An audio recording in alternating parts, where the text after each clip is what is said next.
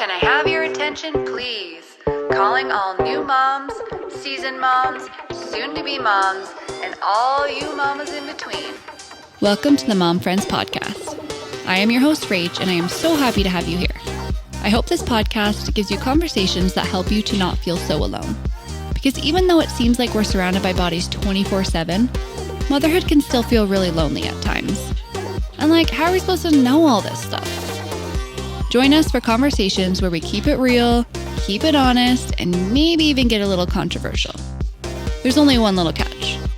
This is a safe space and there is no room for judgment or mom shaming. So let's all be kind, keep an open mind, and enjoy ourselves. Let's get into it. Hi mamas, welcome back to Mom Friends. If you're new here, thank you so much for coming. I love you. If you are returning, I still love you and thank you for your support. Today I am here with another good friend of mine, Alysha Harney, and we are getting into a really cool conversation. I'm so excited you're here, so thank you for coming. Welcome. Thank you for having me. I'm so excited to be a part of Mom Friends. Yay! This We is all so need mom cool. friends in our lives. Yeah, we do. For real. Let's just start with who you are. I want you to say how many kids you have, how old they are, and if you're comfortable sharing their name, share their name. For sure. So I have one child, and her name is Annabella. She's 7, going to be 8 years old very soon here. It's crazy. Wow. And Did I miss a question? Nope, you're fine. And so your daughter is almost 8. Yeah. So, and how old were you when you were pregnant with her? I was just 15 years old. And yeah. Holy smokes. Yeah. Let's just dive in because we have a lot to get through today. So I want to know, what was that like at that age finding out? Walk me through that moment. Where were you? Was there anybody with you? Did you tell anybody right away? How far along were you? I want to know everything. Okay. That moment. You know what? Sometimes going back on this conversation can be hard because it feels like it was so long ago now that there's almost there are the odd, and I've changed so much as a person since then. So there's the odd thing that I'm is that what happened? But for the most part, general, the core part of it. Sure. So I remember it all started because I randomly started throwing up every single morning. It was regimented, every day. I'd wake up, I would throw up, and then I'd, have my breakfast, or I'd eat my breakfast first, and then I'd throw up my breakfast, and then I'd go to school. And at first I was okay, this is weird. Am I sick? Because the rest of the day I was fine. Nothing else really happened. Okay. And then I think it was probably on day 10 of throwing up every morning that I started to be okay, what the heck's going on? Yeah. But at the time, I didn't think that there was a chance of me being pregnant because when the thing had happened, so many precautions were taken. And at that time in my life, I wasn't crazy sexually active. So it wasn't it was only one time that I could think of. It's not the first thing that crossed your mind. Exactly, oh my God, what if I'm pregnant not. at 15 years old? 100%, exactly. Right. And and then I was okay, this is weird. I could remember when the time had happened that I took Plan B and that those that I had to do that thing. So I'm okay, maybe this is a chance. But at that time, you're so young that you, I didn't actually think I was going to be pregnant. I was no way. Okay. That's not actually a thing, but we'll just do it just in case. Right. And so I was at my friend, at the time, my best friend, at her house, and I think they had extra tests there, I'm pretty sure. So we were in her basement, in her washroom, and I took the test. Right away, it came up with one line. So I was okay, thank goodness. I remember sitting there. I was shaking. Yeah. I was scared half to death. But no I'm kidding. It was one of those moments where you're it's not going to happen. Just you're it would never be me. We do a lot of things in life thinking it happens to some people, but it'll never be me. So it was one of those moments. And then so I set the test down. I'm thank goodness. Oh, phew. Well, great. So we went into her room, which was right beside the washroom, chatted, came back in just to double check it because they say wait up to 5 minutes, whatever. Yeah. So then we came back in, and what do I see? The most faintest second line. And it wasn't a full blown positive test. Right. Oh no. And it wasn't you're fucking pregnant, bitch. It was you're maybe pregnant, bitch. Exactly. Oh, right? no. It was maybe kind of thing. So, I just remember thinking, no. nope, must be wrong. It's Oh not gosh. accurate. So we ended up telling her mom and like calling her down, and them two were the first two people that I'd ever told, and I'm pretty sure I didn't tell anybody else until it was confirmed. So she took me, because obviously at that age I didn't have a license yet. Right. She took me to the sexual health clinic in Stratford, and we went there and we did the blood work and we did a second test and all of that, and yeah, I was pregnant. And so after that it was like, I know you had your daughter and you're not like, but I just got like, oh my God, like I just felt that moment for you. Like I just got so anxious for some reason. I'm like, holy fuck. Yeah, to be honest with you, looking back now, it's so much crazier than it even was at that time, because you're so young and naive, and like, I don't know, shit's real now. It's real now. You're in the thick of it now, baby. I look back and I'm like, oh, could not be me, but it was me. Like I did live that, and that did happen, but it just seems so almost like it wasn't even my life. Like it's the weirdest feeling. Interesting. So in the moment when you're at the clinic, you get the, yes, that's true. Do you immediately call the dad? Do you tell your parents? Like how long did it take you to kind of, for it to resonate with you? You think? I think it took a long time to fully resonate with me. Like I think it was all the way up until I started actually being 100% sure that it was her, like moving inside my belly. Like I think that's when it finally of like, I totally get that. I totally get that. Which I think that's for most moms, right? Like even no matter what age you are, like it's the moment that you start, like you're actually, your stomach's growing, like this. It's the craziest thing for our body, like just as a human being to go through. Like totally. But especially at 15. Yeah. When you don't even know your body yet at all, right? Yeah. And you're like, what is happening to me? Sometimes I do think, though, that the lack of self-awareness at the time is what helped me get through it. Like, maybe not, I don't know if self-awareness is quite the right... kind of. Like, you're just... Self-awareness, kind of maturity type. Kid. Yeah, maturity, right? Like, it was just kind of... go with the flow, where now I look back and think, oh my goodness, like if I knew someone that was going through that at the time, like I would want to be able to help them the best that I can. But honestly, what helped me get through it at that time was how young I was. Like I thought I was unstoppable, that I could do it. I just believed in myself so heavily, and it wasn't until a few years later that I started to really struggle. The first couple of years I had a lot of support from my parents, and I was like full blown like mom. Like I had a couple mom friends that were much older than me that kind of really helped me along as well. But that's so important. But yeah, my dad was the first person I told. Yeah. After, like, it was all confirmed and stuff. So when I found out, I was 13 weeks pregnant, and then and then I think I waited probably a week to tell my dad, because I had to think about everything. Like, of course, at that age, you're considering all options, right? Like, what do I need to do here? Yeah, right? totally. Then that was going to be like my next question was like, how'd your dad react? Was there a conversation of adoption, abortion, or was it immediately you were like, I have to do this myself? So there was definitely the consideration of all options.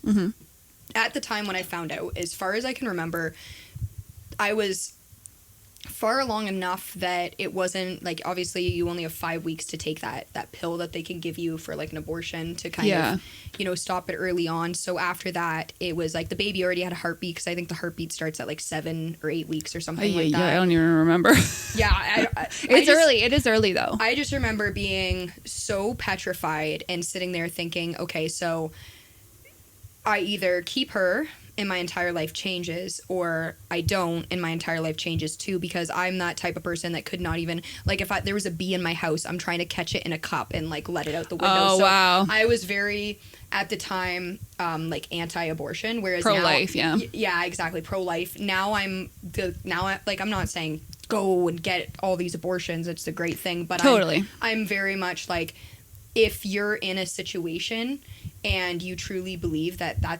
you at that time are not going to be able to... Have no other choice. Yeah, exactly. Yeah. Then, I'm not going to judge anyone for their life choices. 100%. So, but at that time, I'd heard a lot of experiences from other people that had it done that were kind of scared me. So anyways, I did consider all three options, and the adoption was the main one that I had considered the hardest. Okay. And that was actually my plan for her, was to I didn't know that. put her up for adoption.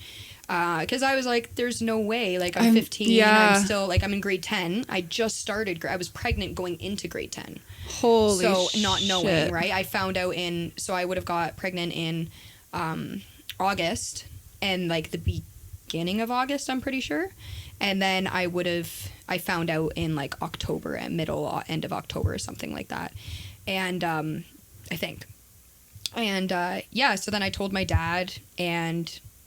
How'd he take that? He took it the hardest out of everyone, for sure, which I completely understand, because now as a mom myself, like, the bond that me and my dad share is, you know, and you're his youngest, so I'm his youngest, I'm his baby, and he is one of those dads that always is like, I want my daughters to have, you know, get their education and do all these things, get married, have kids later on, like 25 minimum, you know, like so and neither of you did that. It was like, you know, he's seen it as my life is over, kind of. Like, I think his mentality at the time was, that's it, you know, like my last child. Scares your dad, right? You're like, as a parent, like you said, you're so young. He's like, I don't even know how to react. Like, this is my baby. Like, I don't even want to see my baby go through this, like, childbirth, all the things. Like, he's been through it with, obviously, your guys' mom. So it's like, he obviously didn't give birth, but he obviously saw how hard it was for her at her age, your mom. And to even... For sure. See someone and you were so, like, you're still tiny, but, like, as a teenager, you don't have hips yet. You were so petite, so slim. So, like, was that hard to carry and deliver with that? Or was it just, I mean, you probably didn't know any different. I think I remember going to the doctors and them saying that I was pretty developed for my age, like, in those aspects. Good. Like, I remember I got my period when I was, like, 10 or 11 or something. Like, I was very young, so a lot of that, like, I didn't really struggle with that, but my hips, just like any other woman, definitely expanded, because I never could go back to no matter how much weight, even if I was the exact same weight on the scale and I thought I looked the same, my hips were always different, so I never went back to that same size. So I definitely think that for sure happened. But no, I didn't actually struggle with it, but it was a worry. Like, I had a midwife, but they also had, like, I couldn't do, like, a home birth or anything like that because I was considered high risk due to my age. Yeah. So I had no option but to go to the hospital for it. And they kind of, you know, they were on alert for me to be like, this could be a C-section. We're not sure, like, how her body's going to be. But they felt pretty confident. And yeah, it ended up working out. So wow, I had a natural birth, which was nice, you know. Yeah. Oh yeah. That's definitely nice. C-sections are scary. Yeah. As much as, like, obviously they're necessitated sometimes. I think even the idea, especially as a mom, going through surgery and getting, like, anesthetic and stuff like that with your baby, obviously it has to happen sometimes. But absolutely, especially at your age, not even mentally, emotionally having the probably bandwidth to deal with that. Yeah. Glad you didn't have to. Yes, I am glad about that. Even though while I was in labor, there was a point where I'm like, I'm done with this. Like, you know, do what you got to do, whatever it is, right? You just get this thing out of me. I think every woman probably feels that at some point towards the end, or like, just, I'm done with it. Just cut it out, whatever you have to do, right? It's just traumatizing. Yeah. But I do want to quickly touch on what my dad, like, what he said. Okay. Or like how that kind of went down. Yeah, I would love to know. That is one of those core memories that will never ever leave, because it was one of the scariest things I ever had to do in my entire life was tell my dad. Like, oh my gosh, I can imagine. He was my best friend. Like, we are so much alike in so many ways that the bond that I share with, like, both my parents are very, very different. Mm-hmm. And same with my stepmom, because she's very much a parent as well. Yeah. To me. But I remember sitting down in the living room, and he's sitting on a couch. You can imagine our living room, like the fireplace in the, like, you know what my parents' house looked like, the living room. So there's, like, all that concrete over, and the TV's on this wall. He's sitting on a couch here where there's a fish tank now in the corner. The wall, like, goes in. I'm sitting in a chair kind of in the corner, so he can't directly see me. And my dad, if he's watching the hockey game, there's nothing tearing his eyes away from that screen. He is like, you know, you talk to him and you're waiting. Sometimes you're waiting 30 seconds to a minute for him to respond. And he did hear you, but his brain's trying to, you know, just, what did they say? Oh, let me replay it in my head, because I'm watching the hockey game and can't really hear you, but I can, you know? Yeah. So he... Men. I remember sitting on that chair and saying, hey, Dad, like, can you turn the TV off? Like, I need to talk to you about something. Literally, this is the story. No. What, are you pregnant? He didn't even turn to look at me, just joking, right? Like, he was literally joking. He's like, what, are you pregnant? Yeah, but the fact that's the first thing. I sit there silent, like a ghost, silent, and I'm like, oh my God, I'm you're about probably to shit my pants. so pale. I'm like, oh my God, how did he guess that right away? Like, oh, I was hoping how that you were know? going to ease into this, but let's just rip the Band-Aid off right now. So, did he know you were puking for 10 days? Yeah. Okay. But I don't even think at my 15, dad knew that not I had even sex at that age. Probably not. You know, like, I don't think my parents knew that. No, absolutely for years. not. And I remember him even buying me like a purity ring and like giving like, and this is already after, like, you know, it's too late. And I'm like, yeah, I'll take it. Give me that ring. I'll wear it if it's gonna make just you for feel you, like, Pops. just for you, Pops. Yeah. Oh, sorry, Dad. Oh my God, the irony. I can't. So that's amazing. Yeah. So he said that, and then it was silent for like probably, it felt like 5 minutes, but it was honestly probably only like a minute or two. And then he turned longest minute of your life. And then that's when he looked at me and he's seen my face and he's seen me pale, seen me like ready to just puke my guts out, right? Uh-huh. And then he turns the TV off and he looks at me. Are you pregnant? And I still sat there silent. And to be honest with you, very short and sweet. My dad was heartbroken, like absolutely crushed. He didn't really say anything to me. He got up, he walked away. I'm sure he cried a lot of tears. And I just remember that it wasn't until I was probably 7 or 8 months pregnant that we actually had like a real conversation again, because it was so hard for him to process. Like he has 3 children and he loves each of us equally, but I am the one that is the most like him. That almost like that he kind of had a rough upbringing, so that same personality that we both share, he sees like his own potential, but because of like life circumstances, he feels like he was held back from that.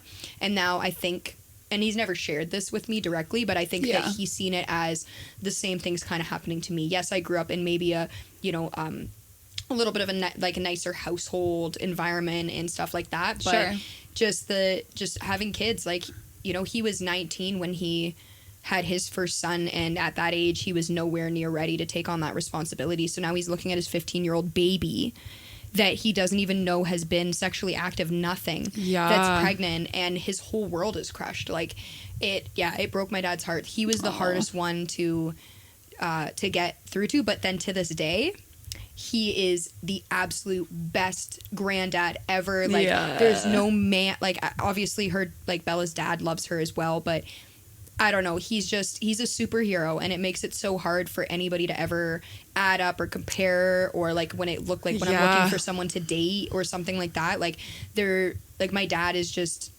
he's so amazing that I'm like, no one's ever gonna be good enough because of that, right? Like I'm like, sorry. And you're like, that's great, I'm like super blessed, but also like, can you just step down a little bit so I can find someone with like not crazy high standards? At least as a father, like I can't speak on him necessarily as a partner as much. That'd be weird, I guess. Well, I just mean like we all have our things, right? But as a dad, he was a very, very, very involved dad, and he's a very, very involved grandparent as well. So amazing. How did that make you feel though? Like knowing he's so heartbroken, like were you just as like heartbroken seeing him heartbroken? Like what does that do to a 15-year-old? I think at that time, once again, going back to like my maturity level and my lack of maybe not even self-awareness, just awareness in general. Sure. I did feel a lot of ways. I can't fully remember the exact feeling at the time. I think now I feel more ways towards it, because now I understand. Now I'm a mom and my kid is getting older. Right. And there's already starting to be little things here and there that show like her maturity, and now I feel for him more than ever. At that time, it was more like, oh, I don't want my dad to be mad at me. I don't want my dad to be upset with me. Like I love him. Yeah, exactly. It was kind of more that father-daughter kind of, I couldn't see all the perspectives yet. And that came later on, being like, holy crap. Like now I understand why he didn't know what to say to me. He did not know. He almost couldn't even look at me, because he's like, my baby is carrying a baby, and Like, how am I supposed to process her life this? hasn't even begun. Like, I just got her. Like, she's just at that age where she's going to be able to start to blossom on her own and, like, you know, like, find your independence. And now she's going to have to do that with a kid. Right. And yeah, so he was still packing my lunches at that time. I was still taking paper bags to school with. Shout out Barry! Woo! Paper bags to school with like XOXO. Like I remember me and my sister being like, Dad, we're in high school now, you can't. Can you stop putting the XOXO on the bags? Like, you know. Just put it inside so I can hide it from my friends. I think I was already past that point of getting humiliated by the XOXO. Sure. It was more like when I was 12, right? When you hit like age 12, you're kind of like, when you start to care about like the way your friends think, and you're like, you think you're so cool, and you're like, 15, oh my god, I'm like I'm late for class every day. I'm like, you know, this is the least of my worries. Yeah, exactly. I'm like, whatever, cool, that's cute. You get XOXO. It's cute. You should be jealous of my lunch. I love that. Okay, let's switch gears a little bit. Mm-hmm. I want to ask you about like your peers and your friends and like school. Like, how did your friends react when you told them? Did anybody in your peer circle treat you differently? Did you feel like you were getting different eyes, or like how did school go after people found out? I think that there was a lot of judgment, and I remember hearing there was a lot of judgment, of course, right? Even I look from the other side and think, if one of the girls that I went to school with got pregnant at 15, and I wasn't like super popular, but I did hang out with the more like sporty kind of like I was in every sport. Some people would say I was popular. I didn't think that about myself because I was very much like a what the fuck floater. does that even mean, exactly, honestly? In school, right? But it's all the cliquey. For sure. Whatever, there is right? We call it as a spade. There's a social hierarchy. There is. You probably floated somewhere near the top. And that means being a part of that social hierarchy that people are going to talk even more, right? Yeah. So it was one of those things that, I lost a lot of friends for sure. That's just normal. That happens in life in general when you leave high school. But at that time, it wasn't that bad because we both went to the same high school. It was a pretty small family. Like even when, like I was just saying, the social hierarchy was very limited there. Oh my gosh. If you go to bigger we had like 400 schools, people in our school. Exactly. Which can be both bad and good in your situation, because then it's like, you know, every single person in your school, you see the eyes of every single person, whereas if it was a bigger school, it's like there might be more, but you don't give a fuck about them because you don't know them. I didn't tell anybody, like no one knew until after I was doing all online in Cope, so I didn't have to deal with that much. That's and good. Also I kind of had my blinders on, because by the time that I opened up about it, I was far along. This is when I had already decided to keep her. I was planning to ship myself off to this place in Kitchener that's like a single mother, teen mom's house of something. Like it was some kind of like, not a camp, but basically you go there during pregnancy and they coach you, they help you. Some people did keep the babies, but they also had access to like adoption centers and stuff, so you could do it directly through them. Wow. And that was my plan, is to go there and, you know, near the end of my pregnancy, spend the rest of it there. Wow. No one would even know. I would have had the baby. I would have come back to school. I wouldn't have told anybody, because at the time I cared so much about what others thought that I'm like, I don't even want anyone to ever know about this. Of course. If I'm going to have the baby, right? Like I was just like, nope, nobody's going to know. So that was my plan. I think it was around January, because I think December, January. So I only had that plan really for like 3 months of my pregnancy. And she was born in May? Yeah, she was born in May. So yeah, I think... So you're about halfway. Yeah, exactly. Around January, whenever I started to like... I thought I had felt her moving before, but it was kind of like those little flutters. It almost feels like gas. Literally to this day, like the other day I was like, something was moving through my intestines, you think it's a baby. And I'm like touching my stomach, I'm not fucking pregnant, what's happening to me? Yeah, exactly. That's 100% what it was.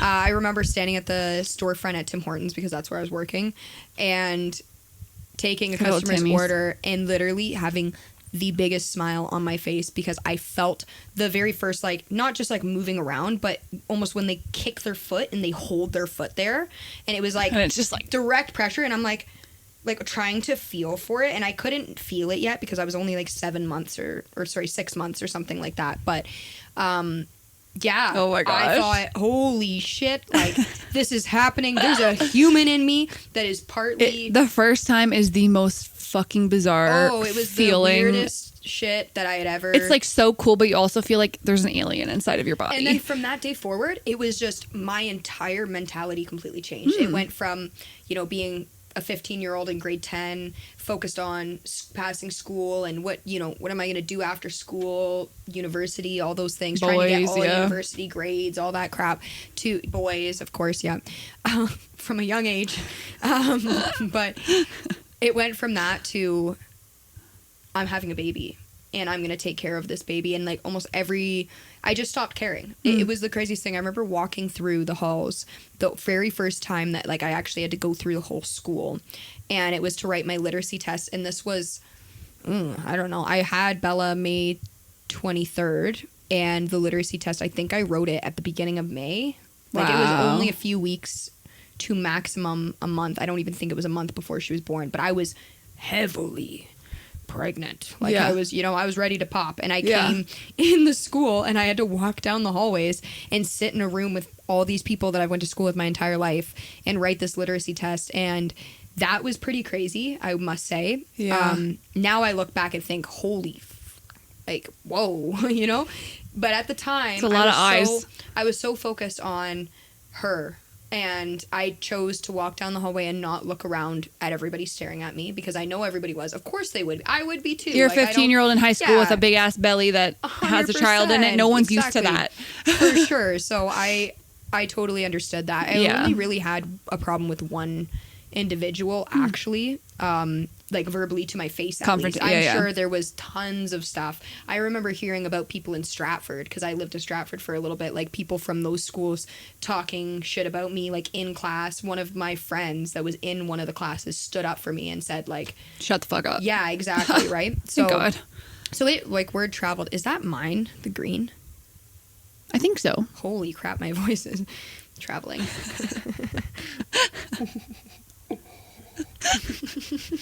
Alysha just looked at the fucking recording and was like, holy shit. My sound is so much larger all over than the Rachel's. place. Yeah, well, you're talking more because like I'm interviewing I you. think I'm bringing it too close to my mouth though. Well, for the while I was like, you were like down here, and I was like, and then you were like, eh. I was like, okay, anyways. Now I'm like this, yeah. Anyways, yeah. So just one person. I had to tell one person off, and I remember cussing at her. And good. Like, I remember the teacher. It was in the cope room, and to this day, like when I see her, as much as like there's a lot of people that did shitty things to me in high school, and maybe they feel I did shitty things to them as well, but that's like the one person to this day that you're like, I'm not saying that I'm still holding on to it, because I'm over it, but at the same time it was just the level of disrespect that came from that. As an adult, okay. I see it even clearer, and I think, okay, if you're a changed person now, but yeah, I don't really know, so I wouldn't. And that's fine. I might walk past you and not say You're anything. Like, I'm maybe I've forgiven, but I'm not forgetting, and I just don't need to be your friend. And that's fine. Exactly. Yeah. There's people like that in all of our lives. And those are the type of people that you think, what the heck's going on in your household for you to be such an asshole? Yeah, right. You know, you must have a pretty, like, usually it's from their own insecurities. That's why they're going out to target you, to pick on you, to judge you. It's like, it's projection. It's projection. Yeah. You're dealing with a lot of stuff internally, and that's how you're... Which you need to figure out, because there are really actually not many excuses in this life to be an asshole 24/7. Mm-hmm. Regardless of your situation. Yeah, it sucks and we can have empathy for you, but it's like, you don't have to put that on other people. No, you don't. And we all need to work on that. Absolutely. But what about your teachers? Like, so you left school? I left school only for second semester of grade 10. Okay. So you were off semester, January. Was it January, February? When the fuck's second semester? I think it's the end of January. A long time ago for February, I think, is when you have like midterm. Oh, okay. Yeah. So yes, let's say February. So New Year. February till June. Okay. I did online and cope, and I think I failed like 3 out of 4 courses or something. I didn't pass a lot of those courses, so I had to do dual credits. Not that summer. The summer of grade 11 and the summer of grade 12, in order to get my diploma and pass. Yeah. Good for you, because on time, because I was like, I'm not graduating with the younger grade. I was so set on that. Now I look back and think, whatever, like that was immature of me to be so, but I just wanted the people that I grew up with from day one, I wanted to, you know, leave at the same time as them. Yeah. But there was also many people that took a 5th year, so it wouldn't have been that big of a problem. But at the time, that was a thing for me. I was like, no, I'm graduating with my friends. I'm going to make this happen. What, you know, meeting with the guidance counselor saying, what do I need to do to make this happen? I want to graduate with everybody. I want to go to university. I want to do these things. So I set myself up for that, and then bam, never went to university. Didn't need to cheat on all those tests. But you know what? 50% of moms from 15 to 19 who have kids don't graduate before, like, get their high school diploma before they're 22. So the fact that you pushed your ass through that when you had like a 1 in 2 chance of not doing it is pretty fucking impressive with a fucking baby. Yeah. And I also nursed her until she was almost 2 years old. So I would literally go, like, her babysitter was through the walkway, like, you know, the path right by the school, like right by the high school. Yes. So that path, her babysitter lived right in that circle there. So I would literally, the teachers, everyone, the principal, everybody knew that if I get a text that that Bella's crying, I have to leave class. And I would leave class, go and nurse her, come back, and like my lunches every day was spent until I stopped nursing her. Every lunch I went over there and I nursed her for lunch, and then I came back. So when did you go back to high school? Was it after the summer? Yeah. Right away. She was 3 months old. Wow. She was 3 months old, and you went back in September. Yeah. And did you have to bring her ever to school? I did bring her once, actually. I'm like, I don't know how that works. Like, it's so funny. I can't even remember why did I bring her? Maybe your babysitter was sick or something. Was it like, I know I brought her for grade 12 photos, like, you know. Sorry, I didn't mean to snort. But you know how, like, some people, like my friend brought her a horse. Some people bring their snowmobiles. I brought my kid. Did you take a picture with your kid for your grad photo?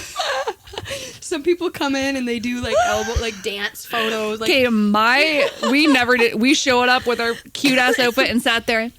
Like, none of us did that shit. No one brought anything. There's no props. Well, I brought my kid. It was, you know, and then I brought her one other time.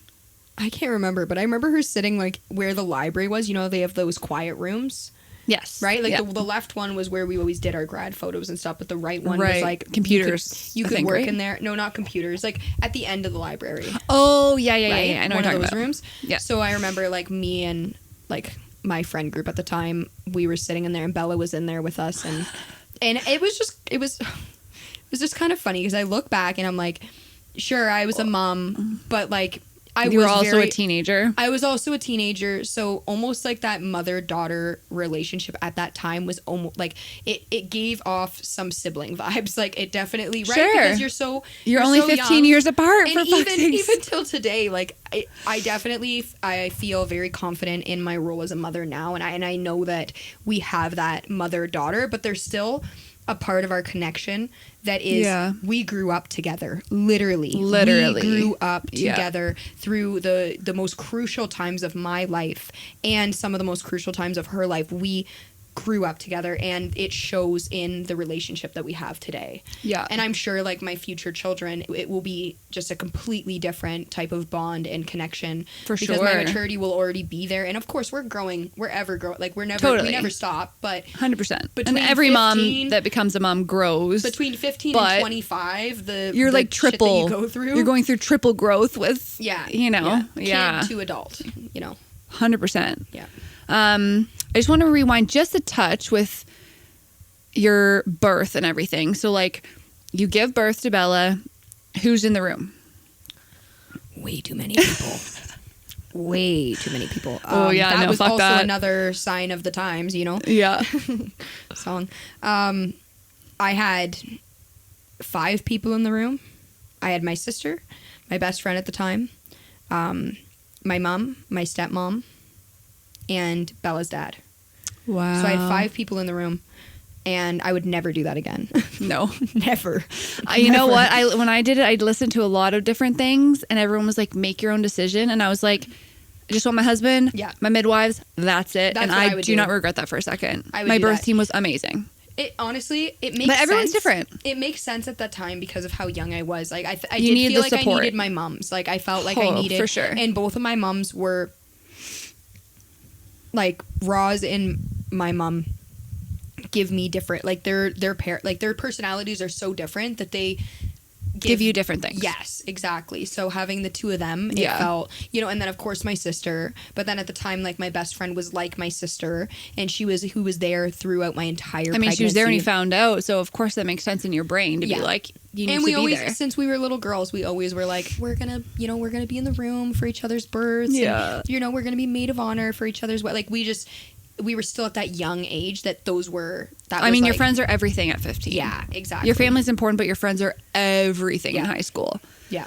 And then, okay, so you have a newborn, and you're living with your sister, who's older, but also still a teenager at the time. Who literally would complain all the time about my baby crying and would say, I need better earplugs because my earplugs don't work. Sorry, Kayla, shout out. And you've got a kid your dad and your stepmom. Yeah. That's a full house. What was the dynamic? Like, were they hands-on, like involved all the time? Or were they like, you figured out, babe, this is like your life? Hands-on. Yeah. Yeah, they were very, you know, I was the one that said, this is my kid. Step back. I was like, let me do it. Let me do my mothering. Let me figure it out. Yeah, exactly. That's good. Which... I shouldn't say that because they did let me in a lot of ways. They could have been way more. They could have been like, "You're too young to do this. We're doing it." Right? They could have done that. And there are situations where parents completely they basically take it away. Right? Like, and it depends on, you know, like we know people that have had kids and their grandparents end up taking to raise because parents are unfit or whatever. Yep. So there are situations where that does make sense. Sometimes that happens when people are in their 30s, 40s. You never know. It can happen. There are some people that honestly should not procreate. Yes, and I will stand by that. I do not give a fuck. Yeah, I totally There are people that should not be parents. And it's usually the people that have like 8 that are the ones that should have never had one. Have you ever used a condom in your fucking life? Like, hello? No, it's that government check.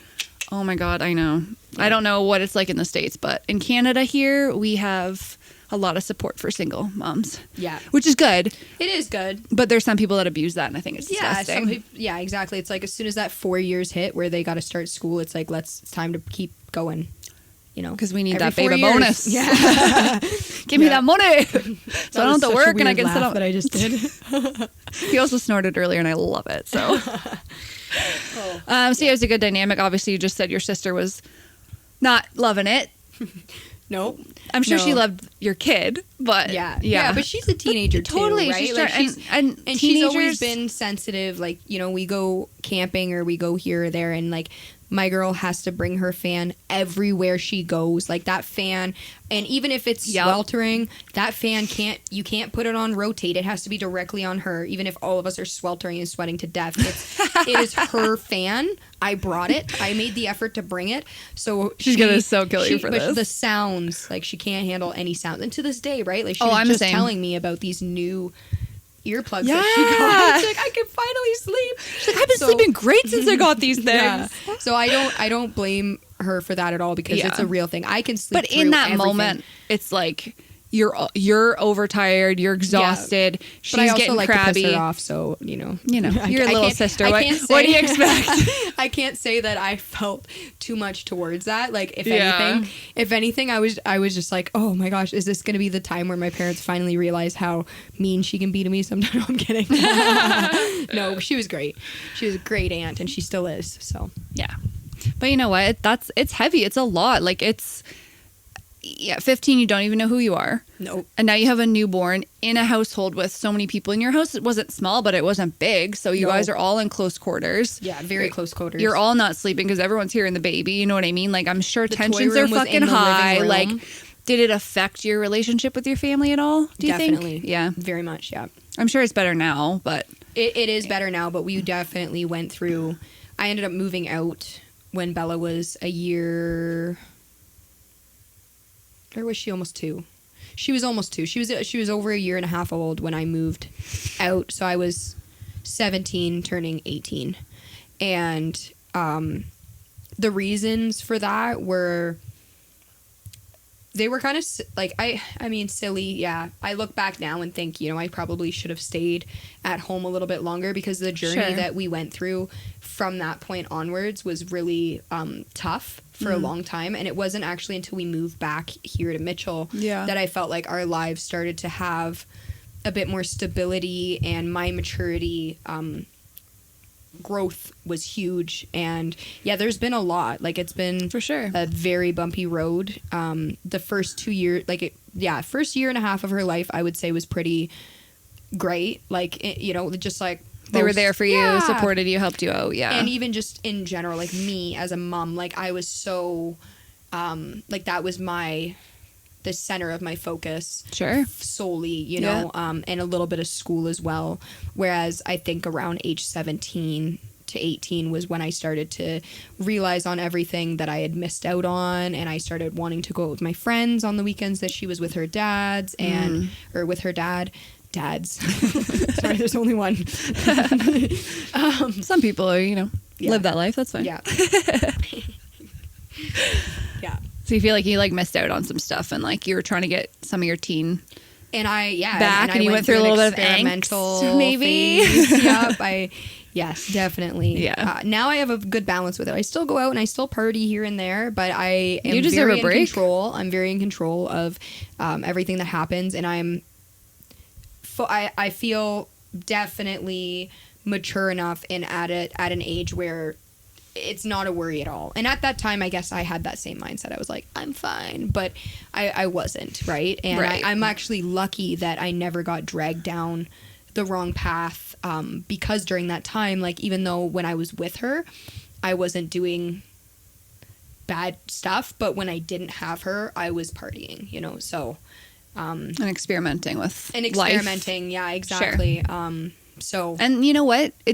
That is something where, like, if you do get down the wrong hole for too long, you could get to a place of no return. And then it is that situation where your parents are like, you know what? We need custody because you're not fit. And it almost got Obviously, to that point. You were fit, but like, people go through that, especially like you said, like you're like, I'm missing out on stuff. I feel like I need to experience it. And at 17 was the age I started to rebel against shit. Mm-hmm. So many do, especially that's why all after these having a songs child like and feeling like, right? They talk you had about to that mature age so much. Yeah, you had to mature so quickly that you're like, I can't even imagine how much your mind is like, now what do? I just need to be free. I just need to escape. As much as you always loved your daughter, no one's ever going to question that. Yeah.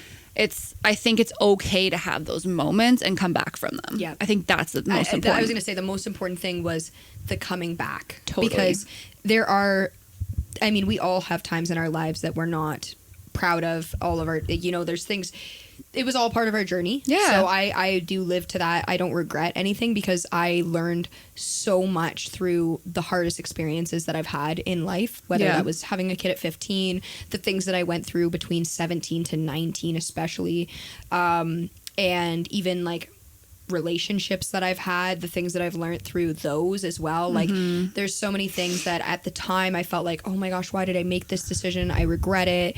But now I look back and the silver lining is I learned so much. Like, what I've learned in years where I've, had a pretty consistent life versus the times where I went through all those hardships. Yeah. I learned so much more in those hardships than I did during like this time of my life right now, where I'm just kind of like, I live a pretty boring, like, chill life these days. You're living the mom life. I'm living the mom life, and I'm trying to figure out, careers and all those things. That's the life that I live now. It's just the same thing every week. Yeah. And when that's I do also go out hard and party, in its own it aspect. Friggin' messes me up. Like, back then, I totally feel that. I oh my god, your hangovers, like the moment Bella's gone, I'm out, and I'm out till 5-6 o'clock in the morning. Oh my god. And I come back, I wake up at 9 and I do it again. Like, I could do that now. Ew, if I have one night like that, I'm suffering for like 2 weeks. It takes me like 2 weeks to fully recover. Because sleep as a mom is so fucking important. I don't know. I don't have an 8-year-old. I have a 1 and a bit year old. But even then, like, I don't go out one night. And I'm like, I have so many regrets because I'm not at the point where my kid can sleep anywhere else. Yeah. So it's like someone's watching it, but then I come home super late, but I still have to get up in the morning whenever the fuck he gets up. And I'm like 3 hours of sleep going, why the fuck was that even worth it? Yep. You know what I mean? So you're like trying to figure out your mom balance while still trying to have a life. And I don't imagine that gets any easier. No. It's just different. I feel like. Okay. So what I could say to that is, like, it gets easier in the sense that obviously your kids start to learn how to do more things for themselves. Like, That's my true. daughter can wake up and she can, you know, go out into the living room and sit on an iPad or go play in her toy room, or even like make herself toast. She can make herself toast. She can make herself cereal. She can, you know, she can do That's those crazy. things. But I at feel the like same never gonna happen. time, she also is at an age where, you know, like when they're younger, a lot of the times you're at home kind of chilling, and you can like maybe you take them for walks or this or that, but she's at an age where she needs to be kept busy. She wants to be out. She wants to be doing this. She can tell majorly when I'm out and like not, you know, if I'm hungover or whatever. When you're it is, running on 20%. when I'm running on 20%. She's like, hello? Yeah, I'm it's over like here. she's the needs change. I think Sure. that's what it comes down to, is the needs change. There's no naps. There's no none of Oh that crap. God, no break. Absolutely not. It's like, just what are when you you talking think- about? My kid's trying to stay up till midnight. Like, Oh. she's like, let me stay up all night. Not actually like during the week, but You're like, oh fuck. yeah, her no, you're bedtime not doing slowly that. is slipping to like, it used to be 8:30 and now it's, you know, 9. Some nights it's 9:30. It's crazy. Like, they just kind of. And you don't get your evenings anymore because like you're also Exactly, like, fuck, right? I'm gonna go to bed soon too. Like, oh, I like have the whole house to clean, and then as soon as I put her to bed, I'm like, oh my gosh, but I just need let to me sit just down. do my own thing. Yeah. Yeah, And you know what? exactly. Messes can wait. I'm learning that. It's same with music. Like, I've been wanting to, you know, for my entire life, it feels like, want to put more time into that. And sometimes I find the balance. Like, in Yeah. the winter, I find I do play a lot more because I am getting her to bed earlier. She will not go to bed if there is still light outside. That kid is not going to sleep. She's like, it is still day, you know. And you can try, right? You can try to like black out her room, but she's like, nope, I know the sun's still up.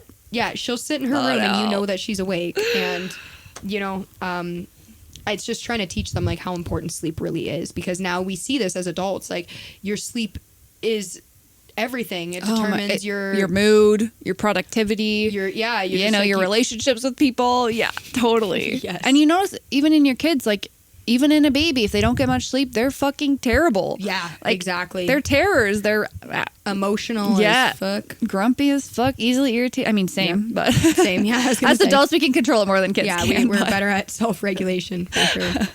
Yeah. Let's talk about her dad for a second. Okay. Don't have to get into a whole lot, but like, how old was he when you guys had her? He was 17 because he's 2 years older than 2 me. years older. And were you guys together at the time? Nope. You dated before. We dated before for like 2.5 years. He was my first love, my first little puppy love, my first really everything. So like but 13. You were, 13 when you guys got together? yes, I think I had just, before 13. Or 12? 12 or 13, something like that. Because he was my He's a bit stepsister, older. He was sister cute. was dating his two friends, and so we were kind of like the third wheels that came, the third. Just think about that for a second. My sister was dating his two friends. No, my sister and my stepsister at the time. Oh! I was like, damn, I mean, I didn't know she was into it, but whatever. Yeah, she's into. She Whatever. likes Thruples. groups. Yeah, thruples. No judgment, man. Yeah. No, they were both dating, and it was like the three dudes were best friends, right? And then me, obviously, I'm the annoying little sister that they have to bring everywhere that they go. So I was coming along. Finally, you're like, and it's so funny. I still remember like the moment that I was like, oh, I have a crush on you. We were at the Goddard Beach, and we like jumped into the water, and we were climbing onto the rocks, you know, at the end of the pier, how those rocks are out there. This is such a funny memory for me. But anyway, so we're walking the rocks, and I'm trying to be like fit in with like the older crowd, because my sister's 3.5 years older than me, and then my stepsister was like, is she 8 years older than me? 7 or 8 years or something like that? Yeah. Right? So I'm just following along, and we jump in, and I'm kind of afraid of like, actually, sorry, let me readjust this. I'm deathly afraid of like fish. Like if I'm like in the water and a fish like touches me, like especially a big fish, it's game over. It's done. Like I might drown now. Okay. I just We're gonna have a panic attack, like bitches. No, I don't like it. That's all right. Everyone's got their shit. So we're on these rocks, and then all of a sudden everyone ditches me, and I'm on the rock, but those girls, they got their lovely boyfriends to help them across the water, and I'm standing there like, I see fish. I look down and I see these big flippers like just swimming around, because this is where people fish usually, right? At the end of the pier. Like, it's right where now you're technically connected in the to lake. Where the boats are too. Right. So I'm like panicking. Yeah, I'm panicking. And at this time, he's very quiet. And to this day, he's still a pretty like quiet person. But he ends up like jumping in the water and like helping me like get across. Oh. And that was it. It's like marry me. And you were like, oh, marry me today. It's just, I was just so sexy lifeguard you. Yeah, I was like, I'm like, I kind of like how quiet you are too. It leaves more room for me to talk. No, I'm kidding. No, you're not. So yeah, that was it. And then it was, and then we dated for like 2.5 years. I don't know the dates of anything anymore, but we split up, and then we had a little fling. What would you call that? Stand? Yeah, like we had a one night stand kind of thing. Or like a reminiscent night or something. Yeah, exactly. Exactly. Were you drunk? Was I drunk? No, I don't think so, because well, I might as well you shouldn't be drinking. You should not be now. Drinking under 19. Yeah. Throwing that out there. I'm very sorry to anybody that this podcast could be exposing, but it was Music in the Fields, actually. Is that like a country thing? Like my literal aunt and uncle said like their kids are not allowed to go to Music in the Fields because of me. They're like, nope. Because my dad said no to me going to Music in the Fields. He was like, no, you're not going. And then like, and my sister, that's the moment you got pregnant. Yeah. Yeah, it's the only possible moment that I could have been pregnant. So okay. So yeah, to this day, it's a big joke in my house. I went to Stay away from Music in the Fields. I went to Music in the Fields. Even the name of that, Music in the Fields, like, Bone Town. Like, think about that. Well, it. Yeah. Yeah. Anyways, it could happen anywhere. But it was with someone that you trusted. Yeah. And that you were honestly with. It's crazy because I think of to this day how that happened. He was like the safest person I've ever been with too. Like he was not like you meet these grown men nowadays that are all willy nilly, like don't care about anything, flopping whatever around. Yeah, he was very like we were on it. Like we were very safe at that time in our lives, which we should be because we were so freaking young. Exactly. But he was very. That's why the whole thing was just so crazy. Such a mindfuck. Yeah, it was like so. And that's such a small percentage chance too, and it's so frustrating for people because I know other people that have accidents that are like, I don't know how this happened. Yeah, we took the precautions we're supposed to take. I was on birth control. Protection was used. Protection did break, so that's why I took the Plan B, is because I knew that the protection had broken. So oh shit! And I got Plan B. Like I literally remember the she time was stubborn. That she was like, I'm going around this Plan B shit. Like I don't care. And I could vouch for that because I had multiple of my friends come with me the next morning at Music in the Fields. Friends that are still my friends today, and one of them I've just recently connected with, which is awesome. I love that. But yeah, like my sister and I think there was 2 friends, or maybe it was just my sister and my one friend that I'm thinking of. Yeah. But they came with me because I said, like, I'm on birth control, but I also know that when you're drinking, they say that birth control can be not very effective. So I was like, okay, I'm just going to take it to be safe, right? Yeah. So I took Plan B. Wow. So you did everything you were supposed to fucking do. Probably the only...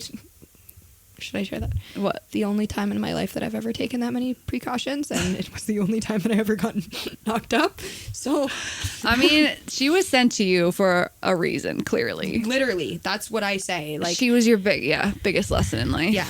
That's insane. And that's why I tell people, like, the only way to be 100% safe is to literally not have sex. That is it. Like, that is the only way. There's no other way to 100% guarantee anything. Because you can have, like, some people, when I tell them this, they don't believe it. And I'm like, I have no reason to lie about it. I have an 8-year-old kid. Like, it's done. It's over with. I would not. I would admit by now if I wasn't careful and I was like, whoopsie. Yeah, like, oh, yes, but. Yeah. Yeah, so. Fuck. Well, where was he when, like, did you tell him right away when you found out? Or were you, like, scared to? Or were you, like... So him and I actually like stopped talking because maybe I won't mention that part. Okay. But anyways, yeah, like he had me like deleted and blocked off. Well, I don't know about blocked off of some things. I was able to get a hold of him through like Instagram or something like that. I think that's how it went. Wow. But yeah, we had some, ups and downs, and like we did continue to talk after Music in the Fields for a bit. And then that's kind of when we realized, okay, this isn't going to work. And yeah, and so then he He was upset with me for my past during the time that we had been not together.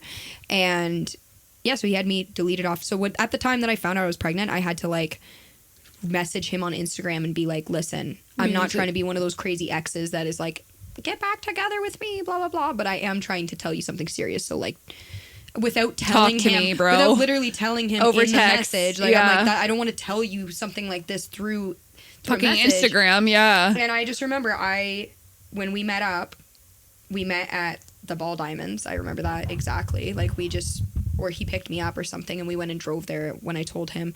And I gave him an option. I said, if you want to not be a part of this, I won't even tell anyone who, like, I will literally keep that with me.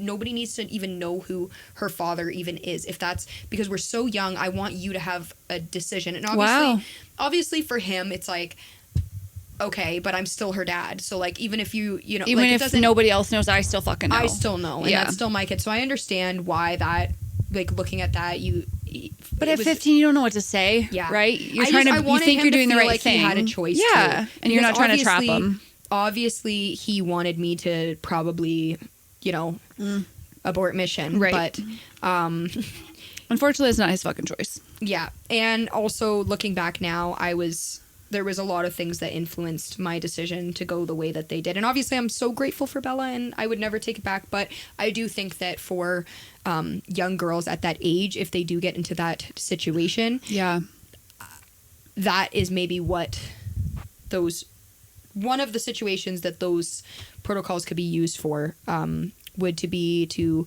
prevent super early on teenage pregnancy. Not saying that people can't do it, because here I am, like, I've got an 8-year-old child, but I will tell you, like, I have went through absolute hell and back throughout her life so far. It has definitely been crazy, and it's not something I would ever like endorse or like recommend or say, oh, I did it, you can do it too. Like, it was very difficult. And if I didn't have the family that I have, if my life circumstances would have been different, I might not be sitting here today. This could be a completely different conversation. So totally. And I really appreciate you saying that. And I want to like emphasize that, because I'll think a lot of times I've never really watched the show Teen Mom. I don't know if you have either, but there's Teen Mom, and like now with TikTok and stuff, like everyone kind of sharing their stories.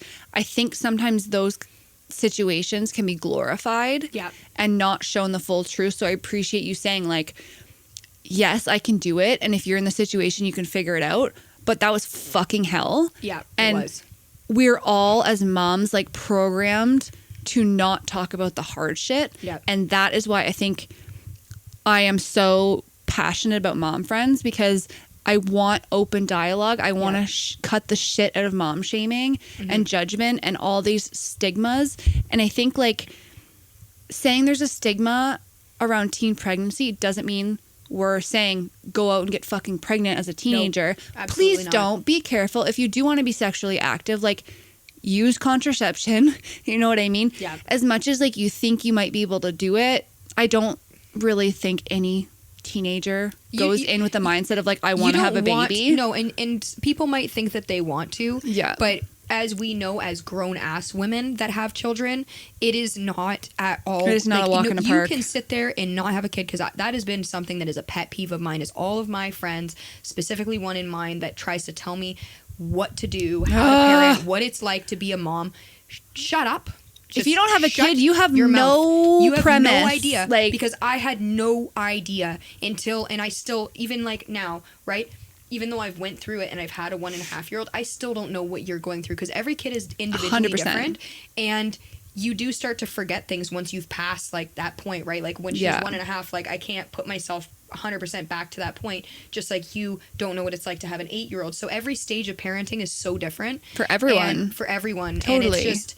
And if you've never gone through it, like you literally have no leg to stand on. No, exactly. And I've had so many people try to like judge, I would never do that, or like this or that. And it's just like, we all said that too before we were parents. We did. Everybody said we'll get that. Into I remember that in a second, seeing kids in Walmart having a fit, thinking, "Oh my gosh!" Like, and I would be judging the parent. Totally, you're and so now judgy. Now you're Walmart like having a fucking fit, and you're like, "Oh shit! Oh shit! Roles reversed. Yeah, Karma exactly, is a bitch." Right? Yeah, or like you see, I remember seeing my niece like speak to speak to my brother, I think it was, like a certain way one time, and being like, oh my gosh, I would never let my kids speak to me like that. Yeah, and then now my kid has spoken to me that way before, and you're like, I don't have a remote control to change the channel. Yeah, exactly. So there's so many things. Every kid is different. I have a very, well, you probably see from this podcast, I think I actually missed a lot of your questions because I went a different direction. Oh, we're just flowing, babe. We are, exactly. Yeah, it's all good. She has the gift of voice like I do. Oh. So she didn't get like her dad's quietness. No, she got your like. Yeah, she did. I'm sure you're like, I know you're stubborn. Yes. She's stubborn. She's stubborn. Yeah, she's stubborn. I can already see my kids stubborn. Dustin and I are both so stubborn, and we already see it, and we're like, great, you got it from both of us. Yeah. But yeah, every situation's different. And her dad is also very stubborn. Just gotta say that too. Yeah. Then we have no chance. There's no chance. Our kids are gonna fuck her day up. Yeah, they truly, you gotta really be tough. You do. You definitely, if you are someone that is easily triggered or sensitive, do not have children. That is the worst idea on this planet for you, because I'll tell you, you think that these little kids aren't going to be able to hurt your feelings, but I may not act like my feelings are hurt, but too many times I've went back and been like, shit, that kid really hurt my feelings. That's so funny. Every kid's different. Every situation's different. Yeah. And yeah, no, I just appreciate your honesty, because I think it's important not to sugarcoat shit. Especially for people that like aren't parents yet, that are thinking about it. And it's like online, on movies, it's all sunshine and rainbows. You got to be grateful. And I think as moms, we have this like pressure to always, and even you see be like, TikTok. I love it. I love being a mom. And I do love being a mom, but there are days where it's so incredibly difficult. You just want to scream. You are screaming for a break. Yeah. Doesn't matter what age they are. It's like, it's not perfect. No, it is not the hardest thing I have ever done in my entire life. It is one of the most loneliest things that you ever experience as well. And that's why if this reaches one person that's gone through any kind of similar situation as you, they can know they're not alone in it. And it's okay to feel like you're not going to get through, but you will. It's okay to be mad. It's okay to be sad. It's okay to be frustrated. It's okay to like want to give the fuck up. It's okay to have moments like that. And it's like, you don't have to put on this front and feel like you're happy all the time and feel like she's the best thing that's ever happened to me. Of course she is. But there's moments where you don't feel that initial emotion. You know what I mean? And there's so many times where, and this goes to everyone, because even people that have a partner sometimes can still feel like a single parent. Mm-hmm. But speaking for the single parents, like that more than even being a teen pregnant has probably been one of the hardest things that I've gone through too, is just like not having someone to sit with at the end of the night to talk with about the or even just enjoy the moments of your kid's development. Like when your kid first learns how to walk, like I did that alone, like all of those memories of them, like sure, maybe like a baseball game, like, or certain activities, like we'd be like there together, but we've worked really hard to even have an okay relationship that we have today. And that's something that I feel like I've missed out on majorly, was just all those moments, like those things that she says to me before bed at night that just makes me laugh so hard, or those days where I feel like I'm going to strangle my kid. Sorry, like not trying to, I'm not, I never do, but. No, of course. But, doesn't mean you don't think about it. I know, there's no one there to rub my back and say, it's you're okay. You're doing a great it's okay. job. You're doing, or someone that. Or you can be like, that, okay, Tag, you're it. I need a fucking break for a second to breathe so I don't strangle her. Like, that too. Yeah, exactly. I can't imagine. Those things. Or even just someone that loves them the same as you do, and when they're hitting all these milestones, and like even someone to call. You're the only person that will understand her fully the way that you do. Absolutely. And if you had her dad that was there the whole time, he would also be that person. Yeah. So I feel like you're like, I'm the only one who gets her. Sometimes I even feel like I have to explain to him who she is, because it's only like every other weekend. That's right? His role. And also, was he always it's always kind of scarcely involved? Weekend, yeah. I think now more than ever they're starting to build more of like a relationship, because now that she's older, usually for guys, a lot of times, especially like guys that maybe came from households that weren't as affectionate, maternal, like all those things. I think it usually does start to happen when the kids get a little bit older. Like she's at that age now where they can do things together. They go for bike rides. They like play She's sports, more like a full person. Yeah, exactly. Yeah. Right. So, but the emotional side still, like I think honestly myself and my stepmom were the only two people in her life that like actually 100% get her. And especially having a girl. Yeah. With a dad that's not quite as emotional or like as involved. I think girls are really difficult for them, right? Yeah. Especially when they're young too. Yeah. And I don't know now, but back then I can almost guarantee he wasn't emotionally mature, right? No dudes are at 17. Yeah. So it's like how can they, not giving anybody a pass, and I'm not putting him down at all. Sure. Most 17-year-old dudes, I just got to say that, would never stick around for their kid. So that's the one thing that I can say. Big round of applause to him and to any, teen dad that actually sticks around and contributes in as many ways as they can. Like he has, to their capacity. Child support. He has, like when she has extracurricular activities, we work the best together to try to, split on things like that. And he's never, been like, oh, sorry, I just can't have her this weekend. We've switched weekends. So he's never been an absent parent. And that was what I was saying about that car conversation that we had when I gave him the option to either, the second thing that I said to him is, if you're in, you're in. I said, I do not want my child growing up with a half-assed wishy-washy, half-assed parent. Good so for if you. You're going to be in. At that age to even think about that. You're going to be in. And right. I mean, it's a lot of pressure for him even knowing like the dad that I grew up with too, because he sees how, how involved, and like my dad is the one that would show up for every single thing, cheer me on for every single thing, and like wanted to spend time with me. There's so many dads out there that they love their kids and they want to spend time with their kids, but they, sometimes spending time with their kid means they're in the shop and their kids are playing out. Like, I don't know. It's kind of different, where my dad was more like a mom in that way. Like very like, because your parents, how old were you when your parents split? 7. And you guys chose or whatever to live with your dad, correct? Yeah. So I was raised. So he raised. Yeah. He had us. So I mean, your mom was always there. My mom was like my daughter's dad, right? Like every other weekend kind of thing. Now we did. Split. So yeah, that's a high expectation. Yeah, it's a high standard, right? Okay. Yeah, let's kind of just do some final points before we wrap up. I just am curious to know, like, how do you think being a mom at such a young age and growing up with your daughter and having her test you has made you the person you are? Like, how do you think your life would be different if you didn't go through everything like that? Can you even answer that question? I don't even know, actually. I feel like I've had a kid my whole life almost because of, being so young. Yeah. I almost don't know it any other way. I think she kind of saved me in a lot of ways too, because at the time that I got pregnant, I was already kind of starting to, I don't want to say go down a wrong path, but I've always been a little bit of a I've always rebel with a cause. Yeah, exactly. Like, so some of the I who knows. I would hope that I would have probably pursued like school more seriously, and it still went through a lot of the same experiences that I have now, but I would have, I think I would have done more like traveling. That's something I want to push on is, just having that time for yourself before you have kids.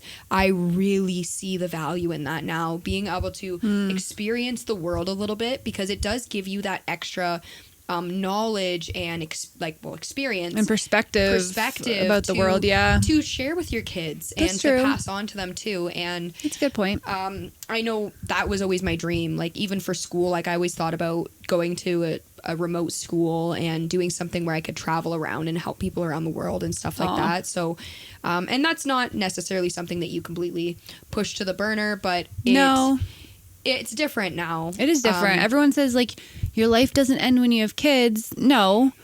And they say you can do all these things. Kids really need stability, though. Yeah. And that you can do all these things when you have kids. Okay, yeah. But, like, it takes a long time to get there. Yeah.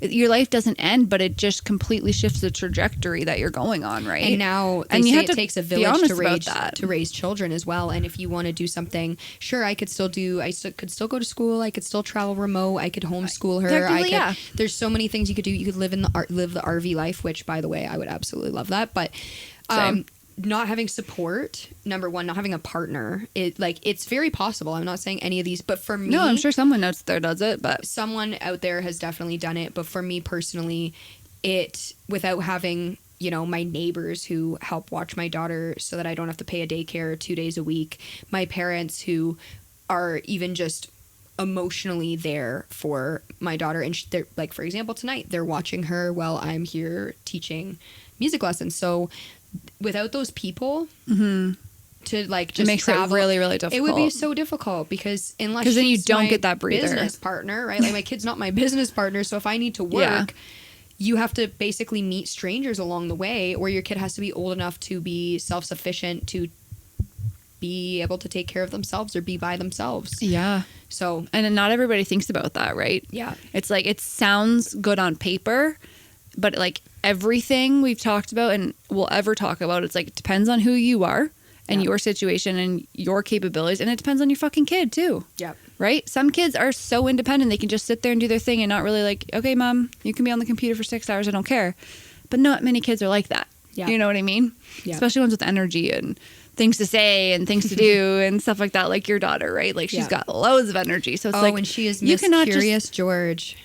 Like, my friends come over and she's like right up in that, like, what are you guys talking about? Like, let me. She's be one a of the part girls. She likes to try to do that, and I love it. So like, that's another thing. Hanging out with friends when you have children, like, it if changes. they don't have children, like my high school friends or my 23-year-old friends, it's very different, and that's why I've lost a lot of those friends, because some of them, sure, they say, like, oh, I'll hang out with you and Bella, but then it's hard. Like, you're either playing with her and interacting with her, or you're wanting to, tell me about your crazy shit that you've been experiencing as a 23-year-old woman. Yep. And there's a 7-year-old that's right up in your grill, like, being like, hey, I want attention. I'm an only child. Yeah.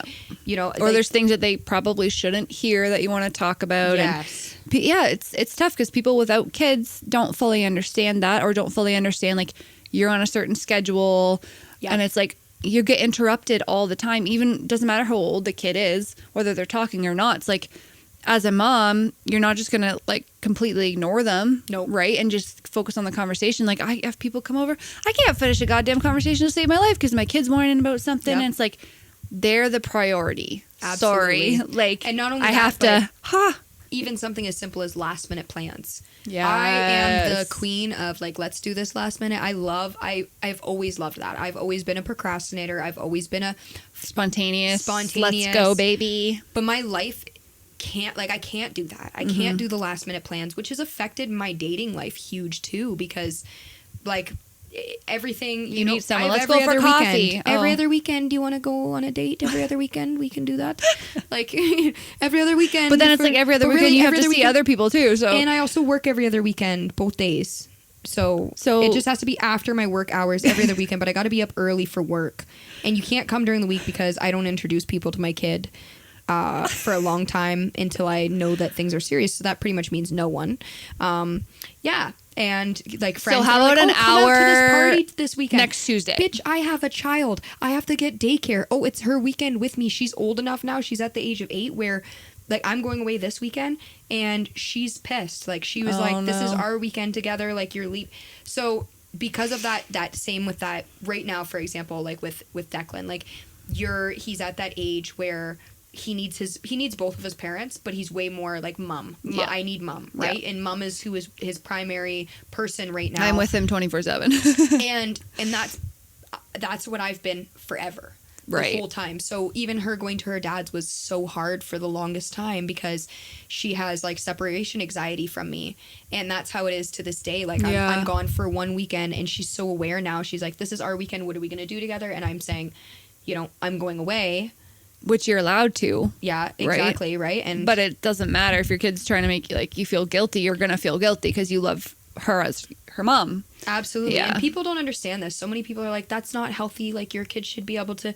But can you imagine if you lived in a life where you were literally, like, you had no siblings, you have friends, but you spent all of your time with one person, and that was one of your parents as well? Because we all absolutely, as a children, our parents are our entire world. Yes. And I keep getting hair. Now cut that down to only having one, because I think about my childhood, and if I didn't have my sister was like what I am to Bella in a lot of ways. It's almost like I'm her sister, I'm her mom, I'm her dad, half. I'm exactly right. So I can understand why me going away, even if it's just one weekend, is to a big you deal it's one to her. weekend. Yeah, to me, I'm like, oh my gosh, you'll be good. Like, I'll still miss her, but yeah, I'm like, you know, but you're like, I gotta need this. Yeah, but she doesn't need it because she doesn't need a break from you. No, right? Kids don't. No, because they're not the one putting in enough of a break from me when she's at school or I'm at work and stuff like that. Yeah. So, yeah, makes it hard.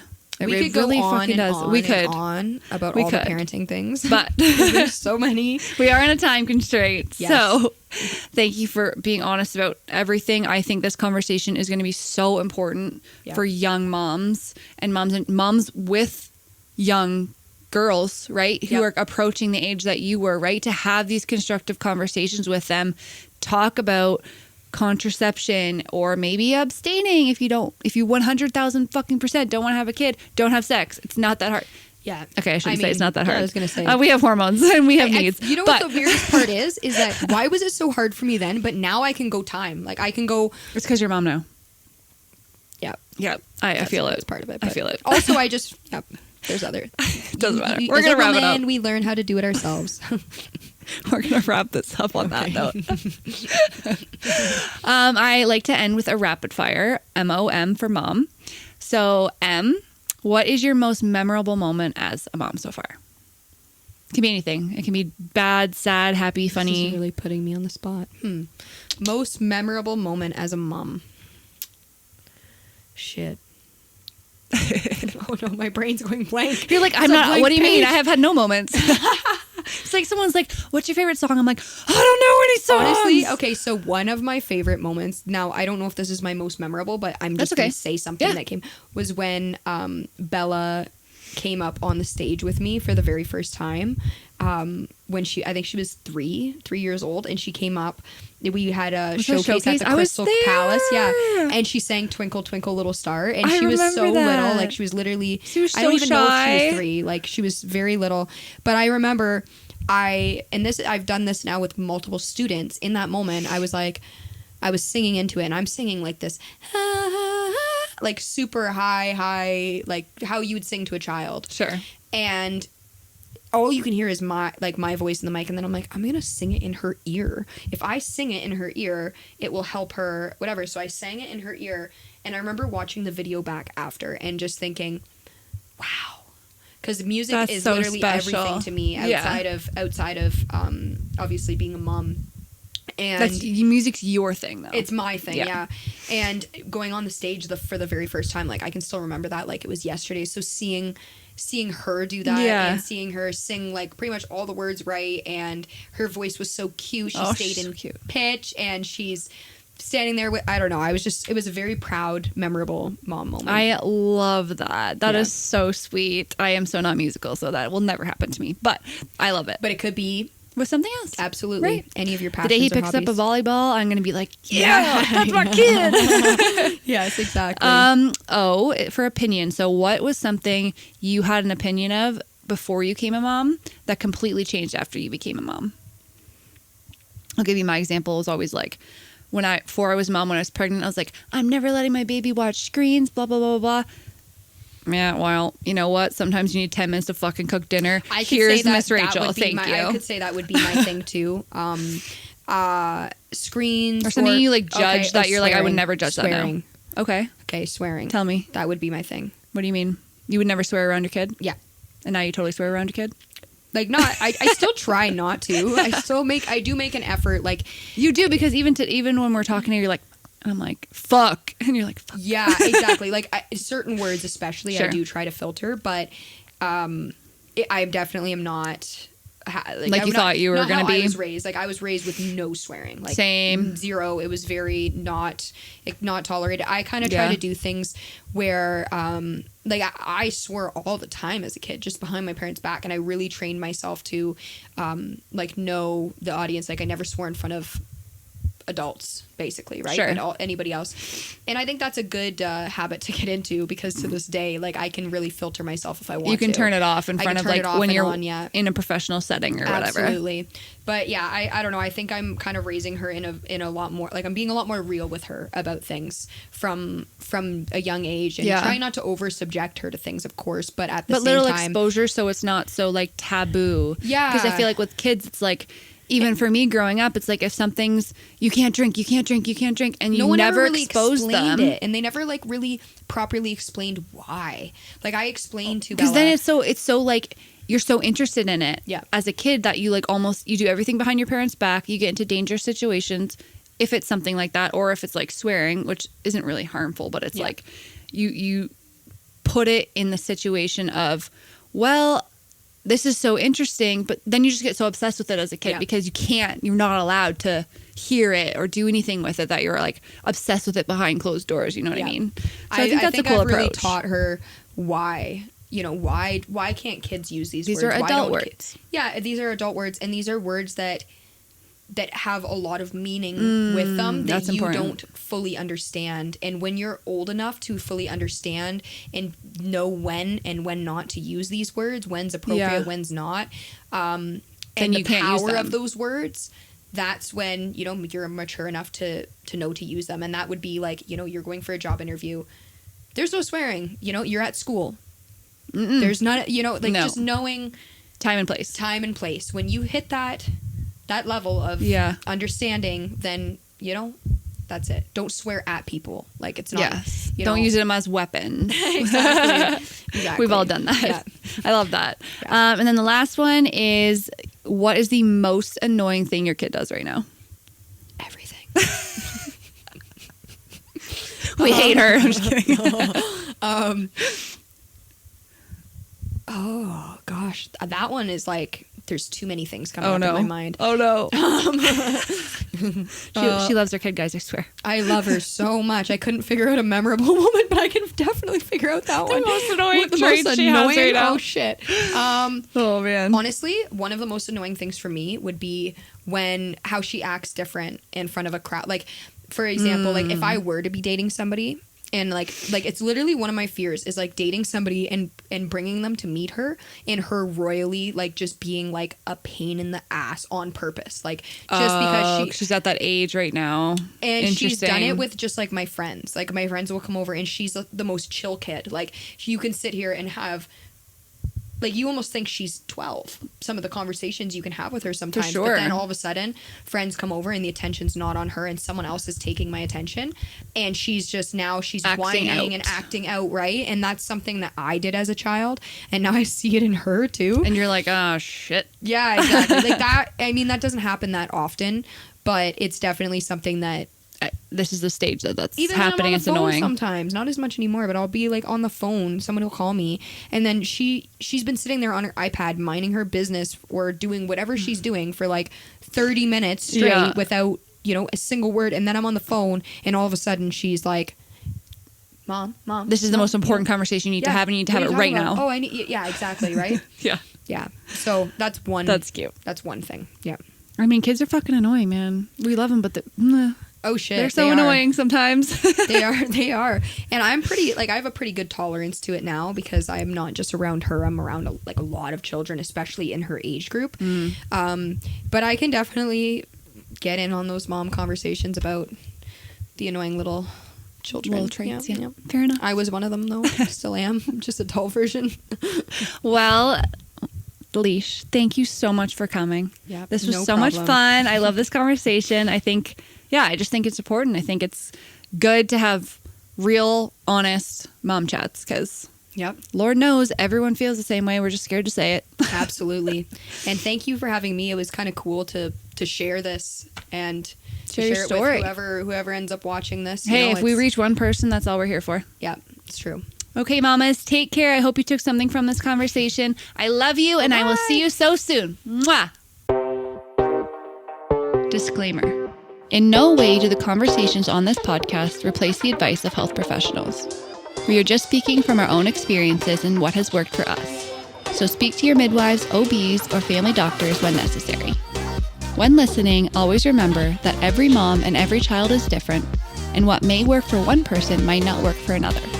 There is no one way is the right way when it comes to parenting. Thank you so much for tuning in to this week's episode of Mom Friends.